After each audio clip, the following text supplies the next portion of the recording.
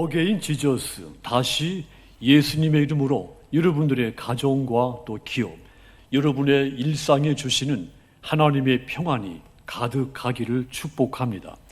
자, 이번 주에도 다시 예수로 돌아가셔서 오직 주 안에서 헛되지 않는 아름답고 의미가 충만한 인생을 사시기를 주님의 이름으로 축원합니다. 전도서 1장 2절 보시면 전도자가 이르되 헛되고 헛되며 헛되고 헛되니 모든 것이 헛되도다 그랬습니다. 헛되다는 표현이 이 한 구절에서 무려 5번이 나옵니다. 헛되다는 말은 히브리 원어로 보면 소량의 바람, 수증기를 뜻합니다. 영어 성경에서는 무의미하다는 뜻으로 번역을 합니다. 전도서에서 인생을 허무하다고 하는 가장 큰 이유는 죽음 때문입니다. 산, 들, 바다, 큰 바위, 자, 이 자연이 변하지 않고 영원한 것 같이 보이는 것에 비하면 인간의 삶은 너무나 빨리 증발해버리는 수증기와도 같다는 표현을 한 겁니다. 바람이 휙 부는 것 같이 빨리 지나가는 것이 인간의 삶인 겁니다. 자, 그래서 인생이 공허하고 허무하게 느껴질 때가 많은 겁니다. 솔로몬은 이러한 인생을 헛되고 헛되다고 표현을 한 것이죠. 자, 그래서 이 전도서를 허무주의, 염세주의라고 일축하는 학자들도 있습니다. 염세주의는 세상은 본래 불합리해서 비애, 슬픔, 이 고통으로 가득 차 있어서 이 세상은 행복, 기쁨은 잠시 찰나에 불과한 것이다. 이렇게 주장하는 세상이죠. 이 솔로몬의 말처럼 인생은 그 사는 날이 영혼에 비하면 마치 한 뼘 손 넓이만한 것이고 그것마저도 신속히 날아가는 불안한 날일 뿐이다 그랬습니다. 그래서 야고보서 4장 14절 보시면 우리의 생명은 잠깐 보이다가 없어지는 안개와 같다 그랬습니다. 욥기 7장 6절도 보시면 그날들은 마치 배틀의 북보다도 빠르게 지나간다 그렇게 비유했습니다. 이사야서 40장 6절도 보시면 인생은 그 한때의 아름다움도 마치 들의 꽃처럼 쉽게 시든다고 표현했죠. 시편 90편 10절 보시면 그 연수의 자랑, 인간의 그 사는 날을 말합니다. 수고와 슬픔뿐이며 그것도 신속히 지나간다 그렇게 비유했습니다. 자, 그런데 우리가 이렇듯 짧은 인생을 사는 동안 얼마나 몸부림을 치며 삽니까?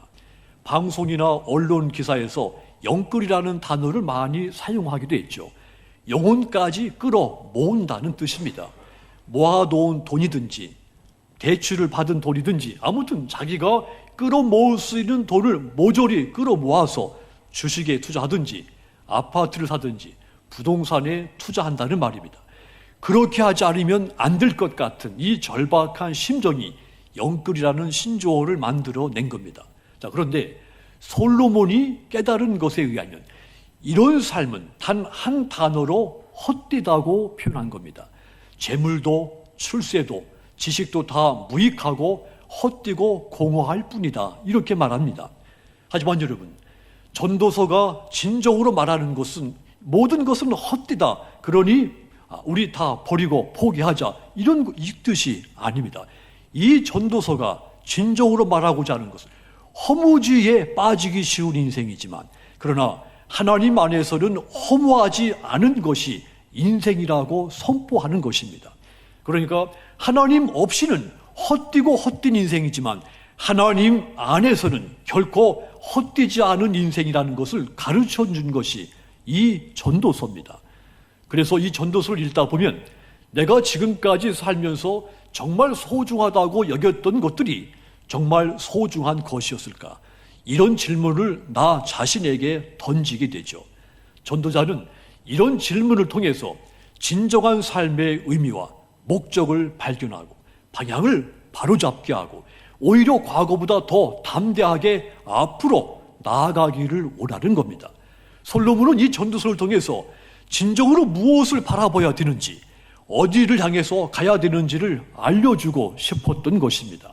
그렇다면 여러분, 우리가 어떤 것에 힘을 쏟아야 내 인생이 헛되지 않은 인생이 되겠습니까? 그리고 바람을 잡는 것까지 허무한 인생이 주 안에서 허무하지 않게 되는 것이 어떤 것들이 있습니까? 가장 먼저 주 안에서 헛되지 않은 것이 내 인생의 천하만사라고 했습니다.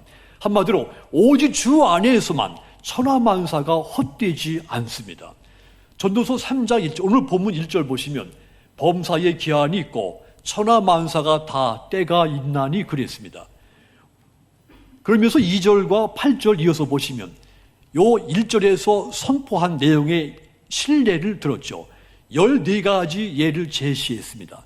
자, 이 사례들 지금도 우리 주변에서 매일같이 발생하는 일들입니다. 예배를 마치고 이제 집에 가면 또 그 순간에도 이 14가지 일 중에 한 가지 이상은 내게 끊임없이 일어날 일들이죠. 즉, 날 때와 죽을 때, 심을 때가 있고 뽑을 때가 있고, 그렇게 시작해서 사랑할 때가 있고 미워할 때가 있으며 전쟁할 때가 있고 평화할 때가 있다는 것이죠. 자, 그런데 인생에서의 이 모든 때의 주인은 하나님이십니다. 우린 시간의 주인이신 하나님으로부터 시간을 임대를 받아서 사용하고 있는 청지기에 불과한 겁니다. 그러므로 하나님을 섬기면서 믿음으로 사는 사람들은 하나님이 계획하시고 섭리하실 이 시간의 때를 바라보고 살아야 되는 겁니다. 자, 이렇게 하나님의 때를 기다리고 하나님의 때에 일하는 사람은 하나님의 섭리의 도구로 사용되고 있기 때문에 그의 인생은 헛된 인생이 아니라 아름다움이 충만한 인생이 되는 것입니다. 11절 다시 보시면 하나님이 모든 것을 지으시되 때를 따라 아름답게 하셨고 또 사람들에게는 영혼을 사모하는 마음을 주셨느니라. 그러나 하나님이 하시는 일의 시종을 사람으로 측량할 수 없게 하셨도다 그랬습니다. 하나님이 본래 인생을 복되게 창조하셨다고 했습니다. 하나님께서 섭리로 간섭하셔서 우리를 때를 따라 아름답게 하셨다는 말씀입니다. 자, 그런데 처음 사람 아담으로 말미암아 죄가 세상에 들어왔습니다. 사망이 모든 사람에게 이르게 됐고 그때부터 모든 사람들이 죄의 종노릇을 하게 됐습니다. 죄와 멸망을 향해 가는 헛되고 헛될 수밖에 없는 인생들로 바뀌어 버린 것입니다.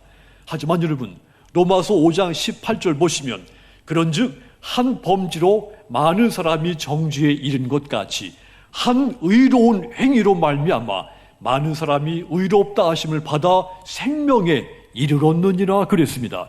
한 사람 예수 그리스도로 인해서 많은 사람들이 의롭다 하심을 받게 됐습니다.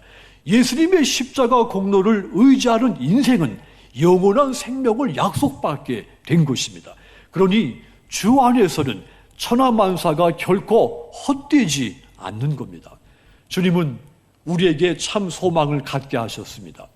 주님은 우리에게 새로운 피조물이 되게 하셨습니다. 주 안에서 말입니다. 이전 것은 모두 지나가게도 하셨습니다. 허무로 밤잠을 설쳤던 과거의 내 모습을 완전히 사라져버리게 만드셨습니다. 이제는 내 안에 내가 아닌 예수님이 살아 계십니다. 그래서 내가 살아도 주를 위해서 살고 죽어도 주를 위해서 죽는 그런 거룩한 존재가 된 겁니다. 주 안에서 우리 인생의 천하만사가 결코 헛되지 않게 만들어 주신 겁니다. 그러므로 우린 이제 나를 도우시는 주님 앞에 담대히 나아가야 됩니다. 히브리서 4장 16절 보시면 그러므로 우리는 국률하심을 받고 때를 따라 돕는 은혜를 얻기 위하여 한번 따라합시다. 은혜의 보좌 앞에 담대히 나아갈 것이니라. 아멘. 때를 따라 돕는 은혜를 얻기 위해서 은혜의 보좌 앞에 담대히 나아가자 그랬습니다. 때를 따라 돕는 은혜를 잊는다면 우리 인생의 천하만사가 결코 헛되지 않기 때문입니다. 그러므로 성도 여러분, 이 사순절에 헛되고 헛된 세상을 쫓아가지 말고 오직 은혜의 보좌 앞에 담대하게 나아가서 예수 그리스도로 말미암아 주 안에서 복된 삶, 의미와 가치와 목적이 충만한 그런 삶을 살게 되시기를 주님의 이름으로 축원합니다. 또한 주 안에서 헛되지 않은 것이 또 하나 있습니다. 우리의 수고입니다. 주 안에서 수고는 결코 헛되지 않습니다. 솔로몬이 왕이 된 후에 기브온에서 하나님께 가장 먼저 일천번제를 드렸습니다. 그 모습이 역대하서 1장 4절에서 13절까지 내용이죠. 거기 보면 지상의 왕들 가운데 가장 영광스러운 왕이 솔로몬이라고 했습니다. 하나님께서 이 솔로몬에게 이렇게 직접 말씀해 줬죠. 이전의 왕들도 이런 일이 없었거니와 네 후에도 이런 일이 없으리라, 이런 말씀을 주셨습니다. 예수님께서 들의 백합화를 솔로몬의 영광과 비교하신 것은 그만큼 솔로몬의 영광이 인류 역사에서 최고의 영광이었기 때문이었던 겁니다. 그런데 이 솔로몬이 이방 나라의 왕실과 정략적인 결혼을 합니다. 우상을 숭배하고 거룩하신 하나님의 성전 맞은편에 이방 신당을 건축했습니다. 도덕적으로, 종교적으로, 정치적으로 부패하고 타락하게 된 것이죠. 이렇게 하나님을 떠났던 솔로몬이 느지막이 깨닫게 됩니다. 일평생 내가 수고하여 최고의 영광을 누렸지만 이 모든 수고가 헛되고 헛되다는 것을 이후에 마지막에 깨닫게 되죠. 그 깨달은 고백이 9절과 10절의 고백이죠. 거기 보시면 일하는 자가 그의 수고로 말미암아 무슨 이익이 있으랴. 하나님이 인생들에게 노고를 주사 애쓰게 하신 것을 내가 보았노라. 사람들이 무거운 짐을 지고 수고하여 실제로 얻은 것이 무엇이 있느냐고 했습니다. 사람들은 세상을 살면서 무거운 짐을 지고 삽니다. 가난, 또 질병의 짐, 또 끊임없이 노력해야 하는 짐, 무한 경쟁해야 하는 짐, 끊임없이 성과를 쌓아야 되는 이런 무거운 짐들을 지고 살죠. 하지만 여러분, 이렇게 무거운 짐을 지고 사는데, 이렇게 수고하며 사는데 이것이 내게 어떤 유익을 선물로 남겨주느냐, 그겁니다. 솔로몬의 말의 표현에 의하면 이 모든 수고했지만 한순간에 날아가는 바람과 같다고 했습니다. 그래서 이 솔로몬은 그 수고로 말미암아 무슨 유익이 있느냐고 고백을 한 겁니다. 솔로몬은 이 사실을 지상의 왕들 중에 가장 영광스러운 왕이었던 그 마지막 순간에 이 사실을 깨닫게 된 겁니다. 그리하여 이 솔로몬이 모든 수고가 헛되고 헛되다는 사실 앞에서 그의 인생이 허무하게 무너진 것이죠. 이처럼 인간은 강한 것 같지만 약한 존재가 인간입니다. 저와 여러분도 이 솔로몬과 다르지 않습니다. 하나님을 떠난 인생의 수고는 바람을 잡는 것과 같이 헛된 일입니다.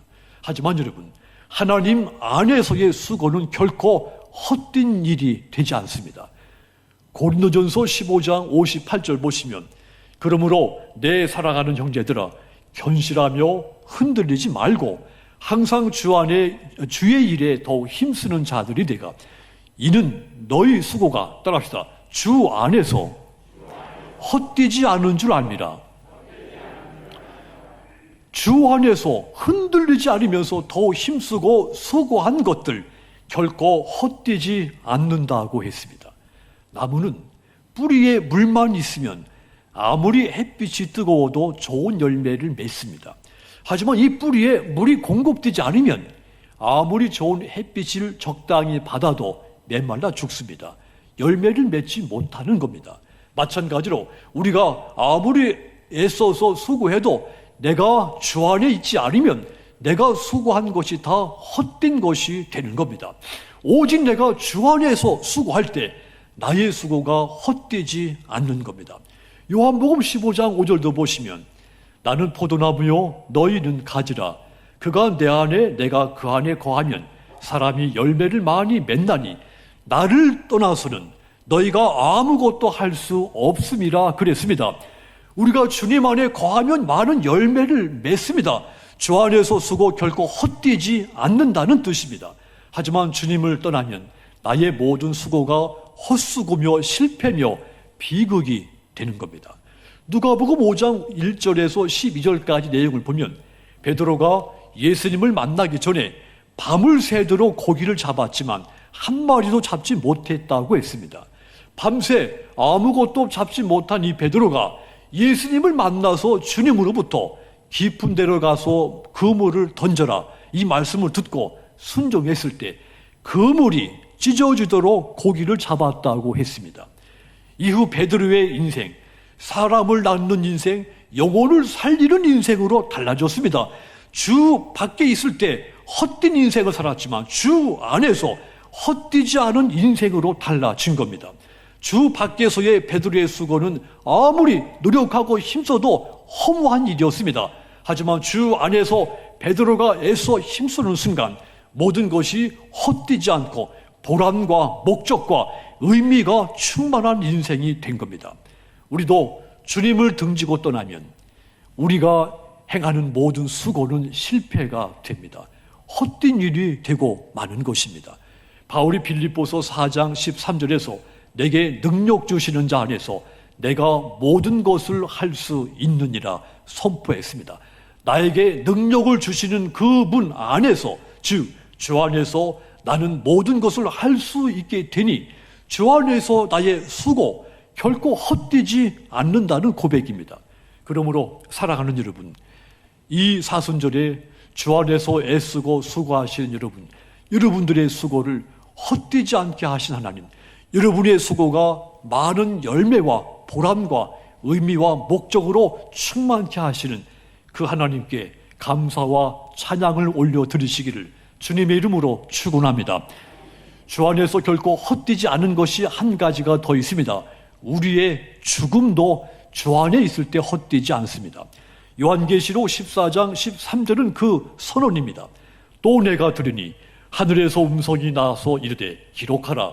지금 이후로 주 안에서 죽는 자들은 복이 있도다 하시매 성령이 이르시되 그러하다. 그들이 수고를 그치고 쉬리니 이는 그들의 행한 일이 따름이라 하시더라. 주 안에서 죽은 사람들 복이 있다고 했습니다. 주 안에서의 죽음이 결코 헛되지 않다는 말씀입니다. 왜냐하면 주 안에서의 죽음은 영생을 얻는 것이기 때문입니다. 그래서 예수 믿는 저와 여러분들은 영혼을 사모해야 됩니다. 본문 11절 중간 부분에 영혼을 사모하는 마음을 주셨느니라 그랬습니다. 솔로몬이 깨달은 겁니다. 하나님께서 나에게 또 나의 모든 인생들에게 영혼을 사모하는 마음을 주셨다는 것을 깨달은 것이죠.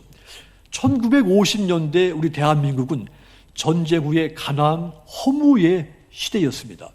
8.15 해방 이후 정치적으로 혼란스러웠고 경제적으로도 매우 힘든 그런 시대였죠. 하루하루 겨우 입에 풀칠하며 살던 시대였습니다. 백성들은 무기력과 허무감에 빠져들었습니다. 한국 교회가 이 같은 사회 현실을 직시해서 허사가라고 하는 찬양곡을 만들어 이 백성들과 성도들 허무한 마음을 달래주기 시작했죠.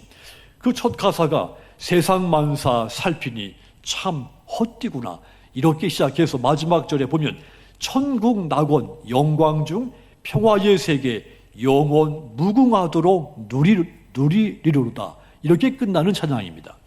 참된 평안과 참된 안식을 세상 속에서 찾지 말고 영원한 천국 낙원을 바라보면서 그 참된 평안과 안식을 찾으라면서 소망과 위로를 한국교회가 한국 백성들에게 선포한 내용입니다. 그렇습니다. 하나님 안에 있으면 소망이 있습니다. 소망이 있는 사람은 인생을 헛되다 천하만사가 허무하다 이렇게 말하지 않습니다. 미국의 케네디 대통령 때 이 빌리 그레이엄 목사님이 국가 조찬 기도회에 가서 영혼을 준비하라 이런 제목의 설교를 했습니다. 설교를 마치고 이 케네디 대통령이 이 빌리 그레이엄 목사님에게 다음 기회에 영혼에 대한 말씀을 더 듣고 싶습니다. 요청을 한 것이죠. 자, 그랬더니 이 빌리 그레이엄 목사님이 다음은 없습니다. 그의 말대로 그리고 나서 얼마 후에 이 케네디 대통령이 이 암살을 당한 겁니다. 우린 영생을 미루어서 취할 수가 없습니다.